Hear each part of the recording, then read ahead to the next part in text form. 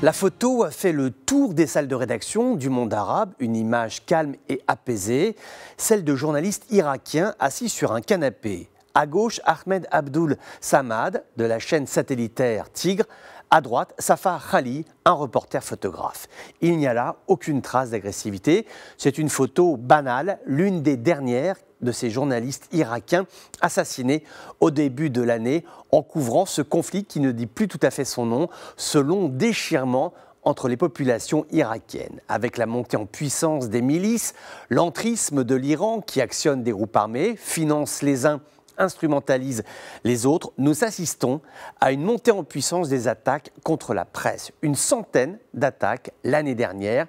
Il se passe là quelque chose qui est la chose suivante. C'est qu'autrefois, dans les années 1960-1980, un groupe qui entrait en rébellion acceptait que des journalistes couvrent leur actualité.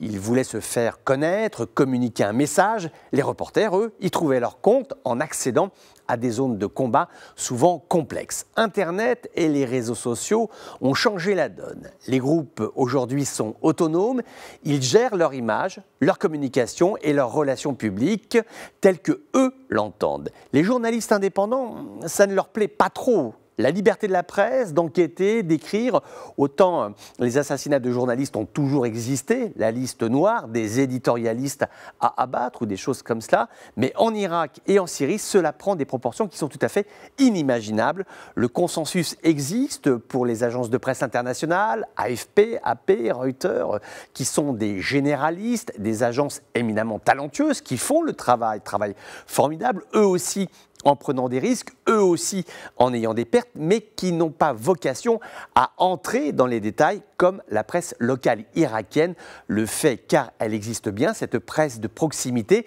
et elle est qualitative. Aujourd'hui, des journaux en ligne livrent des informations irakiennes sourcées, étayées de photos et bien écrites. Les journalistes qui sont menacés, ceux qui sont attaqués dans les provinces irakiennes, personne ne les protège. Pourtant, ils font le job.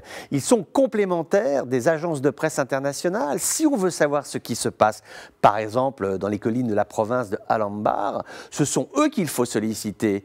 Et ce sont eux que les groupes veulent assassiner, tuer et lâchement pour obtenir le silence, pour que vive la pensée unique, la leur, celle de la haine ordinaire. Ce sont des gens qui disent « je n'aime pas cette plume, alors je vais tuer celui qui la tient ».